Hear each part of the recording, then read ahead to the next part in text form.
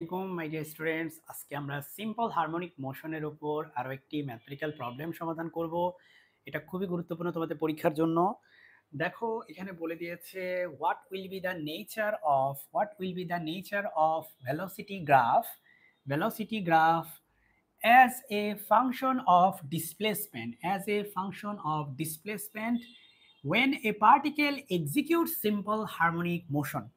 মাই dear students, ভ্যালোসিটির সাথে ডিসপ্লেসমেন্টের একটা সম্পর্ক আছে। সেই সম্পর্কটা তুমি যদি জানো তাহলে তুমি এই গ্রাফটা আঁকতে পারবে। চলো আমরা করি সেই চেষ্টা। প্রথমে হচ্ছে আমরা জানি যে ভ্যালোসিটি এটাকে কিভাবে লেখা যায়। এটাকে লেখা যায়, ধরো আমরা একটা ডিসপ্লেসমেন্ট আগে ধরে নিই। হ্যাঁ, ধরো যে এক্স হচ্ছে ডিসপ্লেসমেন্ট, সো ডিসপ্লেসমেন্টকে আমরা ধরে নিই। লেটস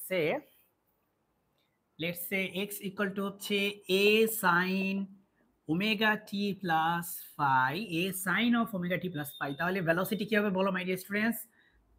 ভেলোসিটি হবে a omega cos of omega t plus phi. এখান থেকে আমরা লিখতে পারি root over a square omega square cos square omega t plus phi, এবার লিখতে পারি। সেখান থেকে আমরা লিখতে পারি, দেখো আমরা একটা কাজ করি, এই ওমেগাকে আমরা বাহিরে রাখি। হ্যাঁ, এই ওমেগাকে বাহিরে রাখি। তাহলে আমরা এখানে লিখতে পারি, এখান থেকে দেখো root over a square, R cause স্কোয়ারকে লেখা যায় 1 মাইনাস সাইন স্কোয়ার। কজ স্কোয়ারকে লেখা যায় কি 1 মাইনাস সাইন স্কোয়ার, তাই না?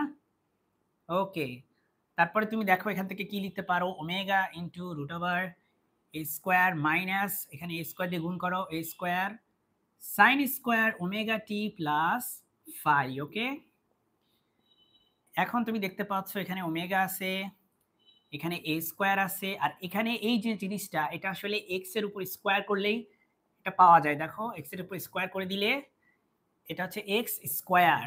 তাহলে এই যে তুমি ভেলোসিটির সাথে ডিসপ্লেসমেন্টের একটা সম্পর্ক তুমি এখানে প্রতিপাদন করলে, ভেলোসিটির সাথে ডিসপ্লেসমেন্টের একটা সম্পর্ক তুমি প্রতিপাদন করলে। ওকে মাই ডিয়ার স্টুডেন্টস, তাহলে এই যে সম্পর্কটা